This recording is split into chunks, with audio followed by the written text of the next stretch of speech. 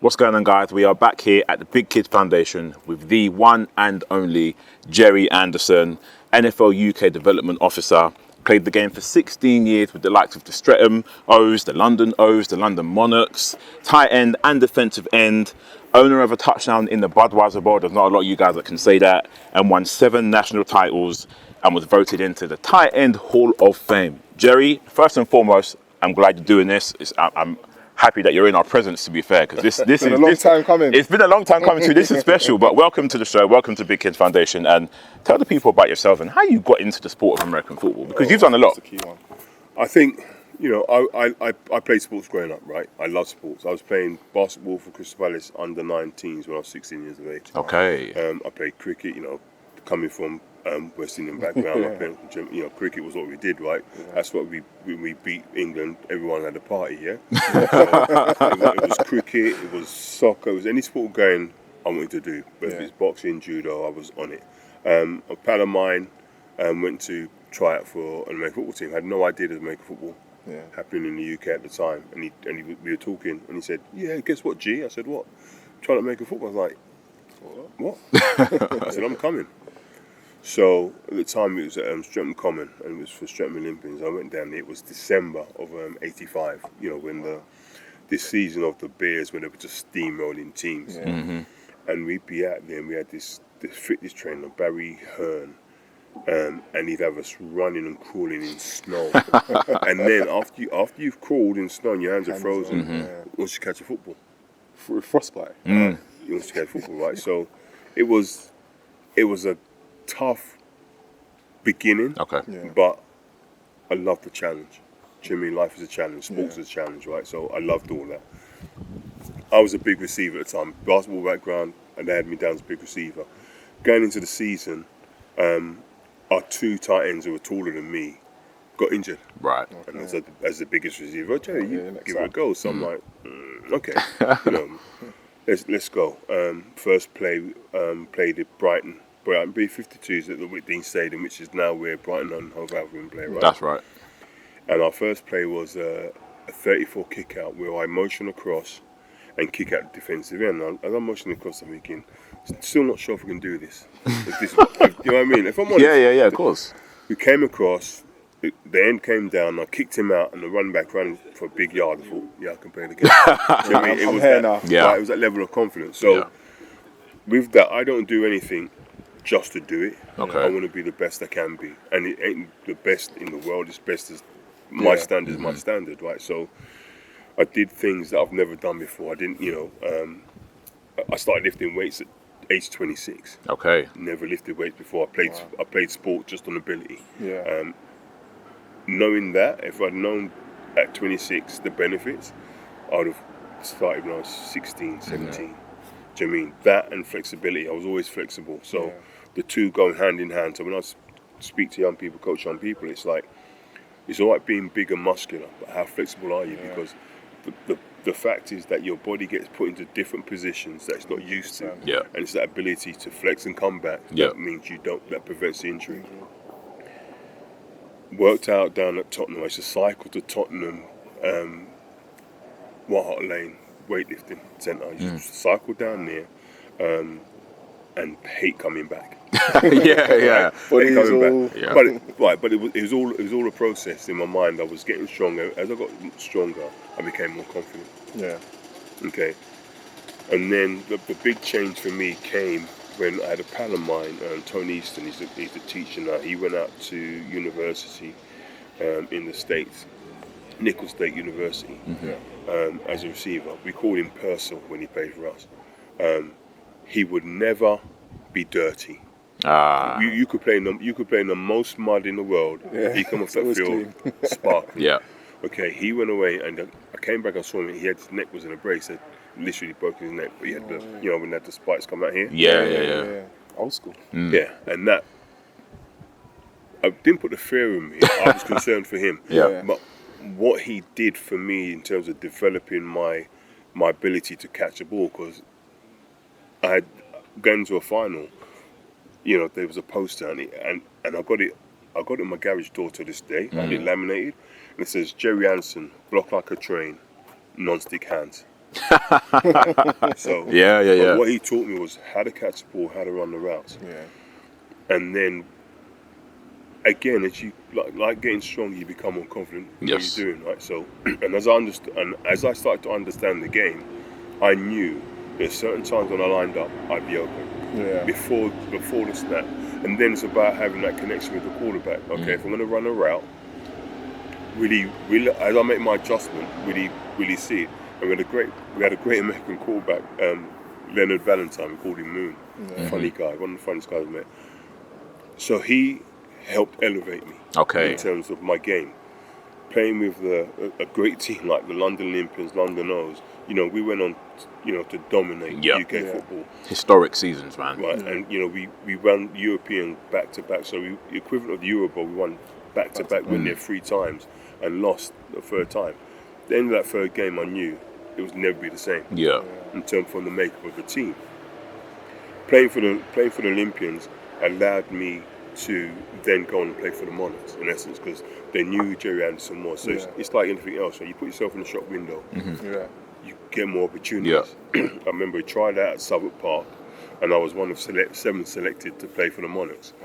At the time, each team had to have 7 national players, and so I was fortunate to actually be selected one of them. Went on to have a great life playing football. I mean, was that the only thing you were doing? Did you have to work on the side? No, I was working in a bank at the time. I was working at Abbey National on Rye Lane. Wow, Abbey National. Yeah, I remember. Man. I was that guy. You may even think back. I remember that guy now. I was at Abbey National Rye Lane, and I got the opportunity to go and play for the Monarchs, and I went to the boss and said, "Well, listen, here's the deal. Got this opportunity to go and play. I just recently married. My wife said, my girlfriend at the time had a young child. We just bought a house, and I asked her, "What do you think?" Because all these questions go ahead. Because do I leave my job? It's a 6-month gig. You come back. You got young mouth to feed. In my mind, I knew what my answer was. All right. You wanted the reassurance. My wife said, "Go do." Okay, great. So I go to work and I say to him, "Listen, great opportunity. I can go away for like 6 months, come back." What he's saying, I said, "It'd be great press for you." Okay, so you let this guy go off and come back, and they did it. So so the first year, took 6 months out, went off, played the season, came back. The first day, returning to the office, I saw myself in my reflection in the door as I'm walking in, and I hated it. I was like, this is not for me. You're missing the field, you're missing the brother. Like, well, I've been in shorts and t-shirt for 6 months for a while. Right? And I'm that kind of guy. I thought, that's not for me. The following year, they said to me, "Jerry, take the year off." Perfect. Wow. Never went back. And to Abbey National's credit, at the time, they kept my job open for about 7 years. Wow. So it gave me the license. And so, yes, I played 95, 96 for the Monarchs. Scored a touchdown, hilarious. We're coming to that, don't worry, we're coming to that. And then what I had decided, I made a conscious decision that I wanted to stay in the game somehow. I didn't know what that was. So I'd always put myself forward for appearances, regardless what was going on. When people were talking about they didn't get paid, I was like, yeah, I'll go.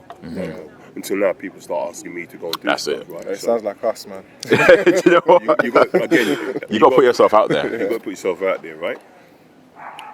On the back end of that, we started to then do like a mini community program, Aussie's community program, where we sent our letters to every school in London, and whoever responded, we went in and we did like a half-day session with 30 to 60 kids, just introducing football via flag to them. In long story short, 1997 they offered me a full-time role as the community director, something like that. And this is the NFL. This is NFL, UK, right? So what that meant, I was developing football in the schools. It went from London to national to international. So I was fortunate to work with some good people. My thing was, let's teach not just the kids, let's teach the leaders to teach the kids, because at the time it was only me and I can't be everywhere. And we had some groups that really bought into it. And what that led to was that I'd be taking teams from different parts of the UK to Germany to Mexico to the States. And one of the beauties about that for me is that we had the World Championships, okay, where you had like 10 teams from all over the world, like flag teams, and they were aged 12 to 14. Yeah. The first day you walk into the auditorium, you've got the 10 tables with the flags on it, and everyone's sitting around the tables eating food. By the third day, the tables are all mixed up. Yeah. You know, and you have to stand back and take a reality check, because they don't understand each other verbally, but somehow they're communicating, right? Yeah. And that's what people miss. They don't understand it. I'd have to speak to you to communicate with you. I can just be. Yeah. And that should, and in some instances, that is enough. All right. But these kids were, for me, were just amazing. Great experiences there. So I did that for 12 years. 2009 economic downturn, they shut down. The NFL shut down all the development departments outside the US, which I was one. Yeah. And I went into education. Okay. Great time. Yeah. Working with children with challenged behaviours. Yeah. We went from teaching, supporting a young man who had who was autistic, wouldn't participate in class, didn't want to read, didn't want to do maths, and I used basketball as a tool to teach him maths. I love that. Right. So we'd go out. He was used to being able to get up, walk out of the classroom whenever he wanted. The first day we sat down in the classroom, after about 20 minutes in class, he wants to get up. So where are you going? He goes, Mr. A, I'm allowed to go upstairs. I said, no. Not here. Sit down. How it works, boy. And it wasn't, I didn't want him to go. I wanted to understand it's not him. Yeah. It's not his time. Yeah. After about 10 minutes, all right, let's go. Let's go on the playground.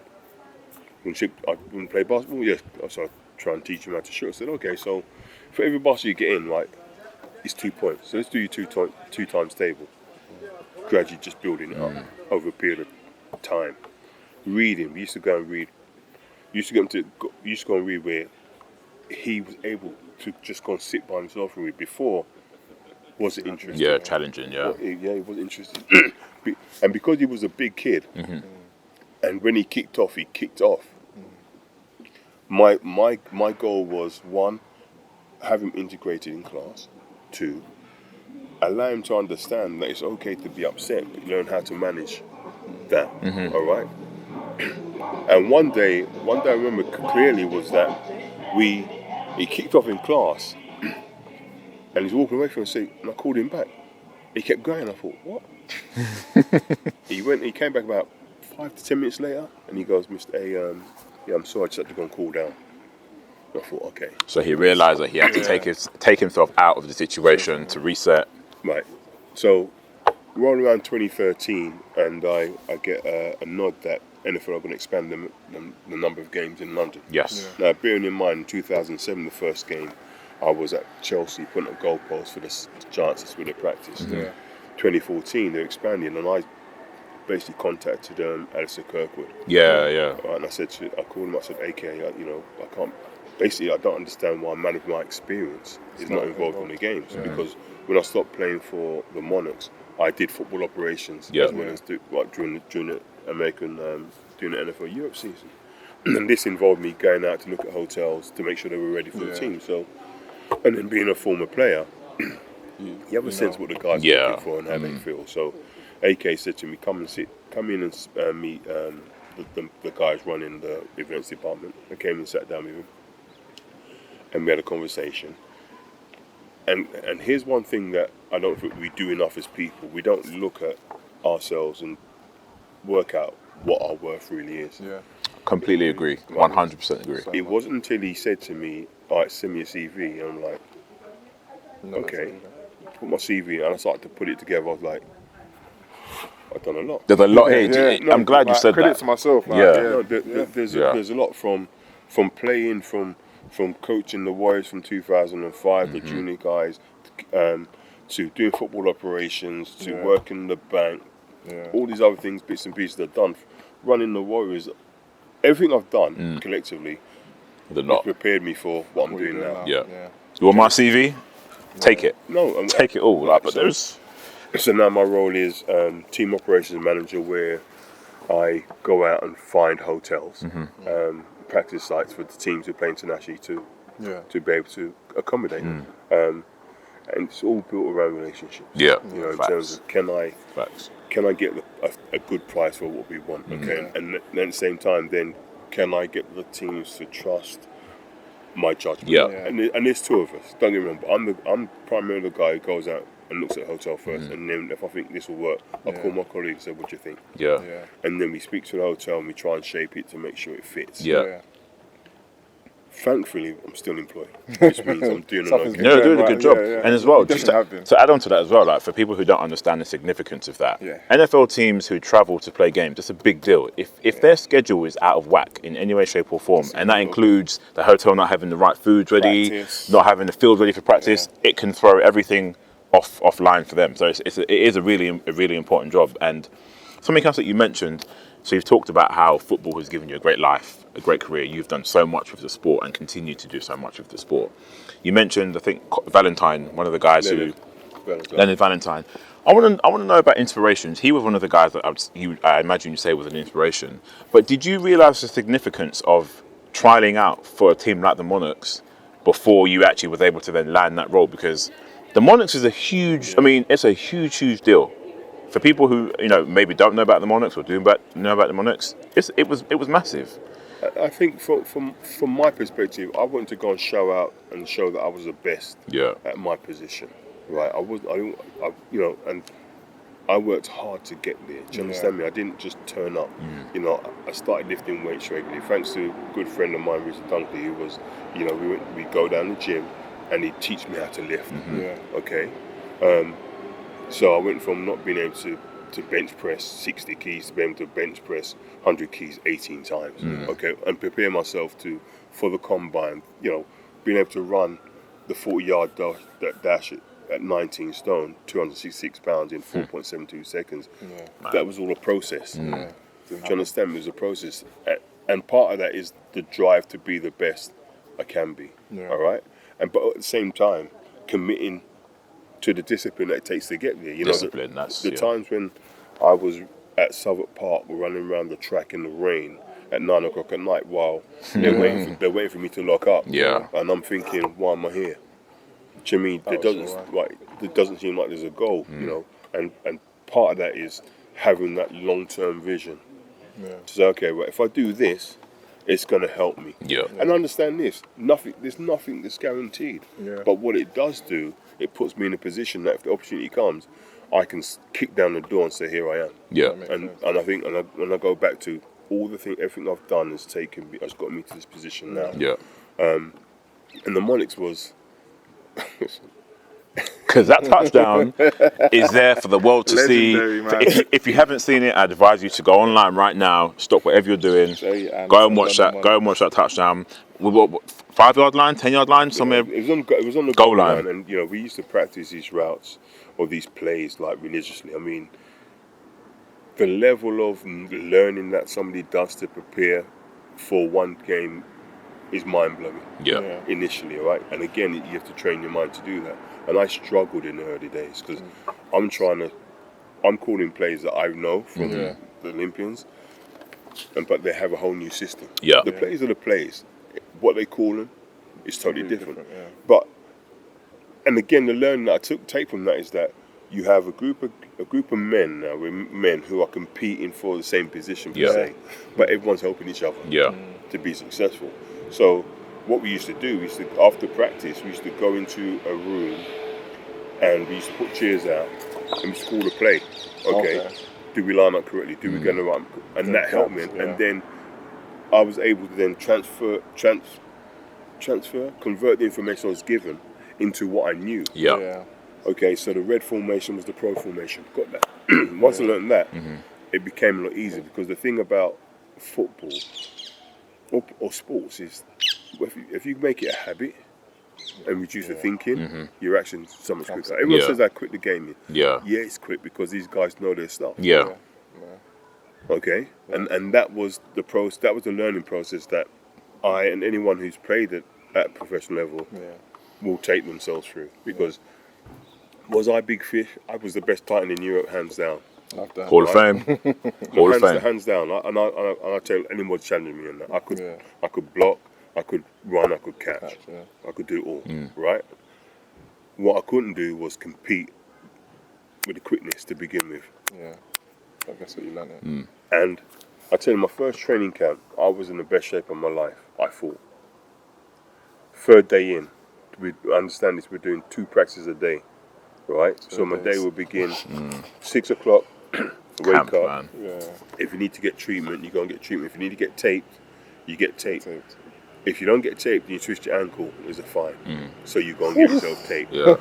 You go have breakfast, you go have meeting, you hit your first practice Meetings, session. yeah. 2-hour practice session. After the 2-hour practice session, you then lift if it's your time to lift. Yeah. After that, lunch. If you're smart, eventually you understand, miss lunch, go to sleep. Yeah. Miss lunch, Take go it to easy. sleep, Yeah. because you're going to repeat that Yeah. in the afternoon. Yeah. Okay, and then after dinner, you have meetings. Now, being a tight end, which meant I was a receiver as well as a lineman. Yeah. I had 2 meetings to go to. Yeah. Right, so I'd meet with the receivers, then I'd meet with the linemen, and my day may finish 10 o'clock at night. 6 o'clock, that process starts again. Yeah. Right, so it's all body adjustment. By the 3rd day, Body's roping. if I could stand up, I'd show you. I wasn't walking, I was shuffling, I was like this. Yeah. Right? Takes a toll, man. Yeah. My legs were dead. And our trainers was James Collins. He's at the Chargers now, their chief medical guy. At the time, he said to me, London, because they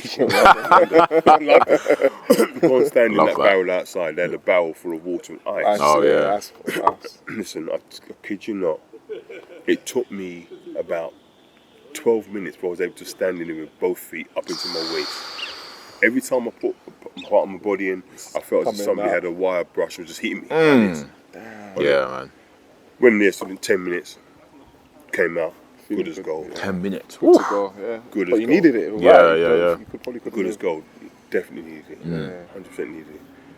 And again, it goes to developing and understanding what makes your body Yeah. work, right? Because these guys, they go through that every day. We had one guy, AJ. Every morning you come down training room, Nice, bro. Ready to go. he's chilling in it, likes the hot bath, just chilling. Them ones that just soak it all in. They're like, yeah, man. I'm- 100%. Yeah. We're just bouncing back to that play. So we rep these plays. That's it. And I always thought the ball would go to Mike Titley. Mike Titley had huge feet and huge hands. You throw him a football, he could catch it with one hand and his Yeah. fingers would... So as I come off the line, I slipped. Because in my mind, you know, I'm lined up, I'm thinking, I'm open. Shit, I'm going to be open. Yeah. So I feel I'm Yeah. open. And luckily you saw me through it, and then you saw I was like, and when I called it, I didn't know what the hell to do. Do you know what? That happens so often. You literally, because you're like, oh, what do I do now? I didn't practice. I practice to play. No? Yeah, yeah. Right? But yeah, I mean, listen, not everyone gets an opportunity to play professional sport Yeah. and catch it or score professional. So I'll take that, 100%. And you know, my biggest award from my first year was when my peers voted me the most improved player of the year. Yeah. Yeah. Love that. Okay, I take that because that was, for me, was indication or vindication for the work I did to get better. Absolutely. To be part of a successful team. You mentioned that you've done all of these things to get to where you are now. What was it that kept you determined? Because the role you're doing now probably wasn't even a role when you first started. American football wasn't a thing when you first started, but you played basketball, you played cricket, you've done all of these sports. What was it that kept you in your heart in American football? I think it was different, and because it's physical, but as it's physical, it's also mental, Yeah. right? Because you don't have to overpower someone to beat someone, Yeah. and it was the combination of the two that really, really grasped me. The fact that I can set you up to be successful next player. I can make you think you win. Yeah. Yeah. Okay, because I know where my end goal is. Yeah. And so it's the game within the game. Yeah. And when you step back from it as a coach, it is chess Yeah. Yeah, it's just, with people. Okay, you know, it's you run a play to see how they're going to defend it. yeah. But in your mind, you know, Setting them up for. yeah, I'm 3 plays down. I'm 3 plays ahead of you. Yeah. Okay, this how you're gonna react. Okay, I'm not gonna come back with. So, and it's all that all that goes that encapsulates that for me is it's yes. Do you need to be physically tough? Yes, mentally tough, even more so, because there are times when you're gonna get knocks, and you know you'll see many coaches ask the kid, "Are you injured?" Yeah. Are you injured? Them questions right there, man. Are you hurt? Yeah. Because there's a difference. Yeah. Big difference, yeah. And that's mental. Okay, slightly physical, but mental. And I do believe in it. I believe in it. 100%. So Jerry, to wrap things up, I mean, you mentioned just there coaching. You got your hand in coaching. What's some of the advice you're giving to the younger guys and the younger girls that are playing the sport right now? Younger, commit. Okay. My tagline was always commitment to discipline can lead to success, and that's not just sport. That's for anything. Life, yeah. That's for anything. You just decide, okay, I wanna be able to shoot that basketball from the free throw line. Okay, you make that statement. Okay, how are you gonna achieve that? Yeah. What are you gonna do? You know, when I realised that I was getting better at making football, I used to play sound systems, right? I was a record selector, so that meant late nights. Yeah. Football practice, that means getting in 6, 7 o'clock in the morning. Yeah. Football practice starts at 9, 10 o'clock. They don't work if you want to be set. So I committed to like, okay, this is what I'm going to do. Still love my music, but this is what I'm going to do. Yeah. Some of my people understood that. Yeah. Yeah. Still my boys now. Some of them don't. Yeah. Now, everyone has a choice to make, right? That's I it. committed to this. All I need you to say was, we understand. Those who understood, That's yeah, what happens now. we still eat food now. Those who didn't understand, you're right there. Yeah. That's it. That's where it's got to be. Yeah, that's right. Because I'm a big believer, and I tell the young ones, be a leader and try and bring someone with you. You know, if I Reach can one, help teach you, one. Yeah, I love that. right? Yeah. And that's generic for our people. Okay, we have to understand. When I sit down with my dad, and when I used to sit down with my dad and just tell me about his experience when he first came over here, how to get to where they got to, they had to help each other. Yeah. Okay, so they all lived in one place. Yeah. Commit to your partner. Yeah. Commit to your rent. Everything after that is yours. Community, The vision was everyone to eventually going to have their own home. yeah. They got that. That kind of community feel is gone, Yeah, 100%. right? And that's for whatever it I don't know the reason for that, but if you look around, everyone's trying to like Do their own thing. do their own thing. They all want to be the best. Not understanding until we come together as a community and understand that we are a force in ourselves 100%. and we do this. So that when we do that, the person once we help out understands they got help, does this, start pull one up. That's it. The next one does the same thing, and the next man does the same thing. And that's where it's at for me right now. Yeah. That really is where it's at for me because people don't understand. They don't understand the journey. You know, if my dad was alive today, he would be the kind of person I would want to come into schools and speak to our young people. Yeah. Because I want him to share his experience because they say it's hard now. And for me, they have no idea. No idea. you're In fact, right. They still made it work. You're right. You're right. Made it work. Still a success. And on that note, I mean, we could go on for hours, man. Hopefully, do you know what? I hope we get to do this again because there's a lot more that we need to touch on. But for now, I mean, what can we say? Jerry Anderson, Coach Jerry Anderson here, representing the NFL UK and doing amazing things in the sport and continues to do amazing things in the sport. It's a pleasure to have you here at the Big Kids Foundation. But until then, guys, stay locked in for the next one and we'll see you soon.